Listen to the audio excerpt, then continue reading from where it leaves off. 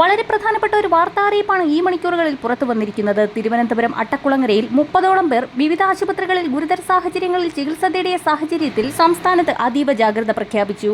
പനി, ഓക്കാനം, ഛർദി, അസഹ്യമായ വയറുവേദന തുടങ്ങിയ ലക്ഷണങ്ങൾ കരമനയിലെ സ്വകാര്യ ആശുപത്രിയിൽ 10 പേരും മണക്കാട്, ആനയറ എന്നിവിടങ്ങളിലെ സ്വകാര്യ ആശുപത്രികളിൽ മറ്റുള്ളവരും ചികിത്സ തേടിയ സാഹചര്യത്തിലാണ് മുന്നറിയിപ്പ് നൽകിയത്. പലരുടെയും രക്തത്തിലേക്ക് വിഷാംശം കലർന്നതായി റിപ്പോർട്ടുകൾ പുറത്തുവന്നു. കിള്ളിപ്പാലം, കരമന, ആറ്റുകാൽ, മണക്കാട്, കമലേശ്വരം, ശ്രീവരാഹം, പേട്ട ഭാഗങ്ങളിലുള്ളവർക്ക് ശാരീരിക അസ്വസ്ഥതകൾ നേരിട്ടതിനെ തുടർന്ന് ആശുപത്രികളിലെത്തിയപ്പോഴാണ് ഇവരെല്ലാവരും തന്നെ കഴിഞ്ഞ ദിവസം രാത്രി അട്ടക്കുളങ്ങരയിലെ ഭക്ഷണശാലയിൽ നിന്നും ഷവർമ കഴിച്ചവരാണെന്ന് വ്യക്തമായത്. ഭക്ഷണശാലയിൽ നിന്ന് ലഭിച്ച മസാല പുരട്ടിയ ചിക്കനും മയണൈസും പരിശോധനയ്ക്ക് അയച്ചതായി ഭക്ഷ്യസുരക്ഷാ ഉദ്യോഗസ്ഥർ അറിയിച്ചു.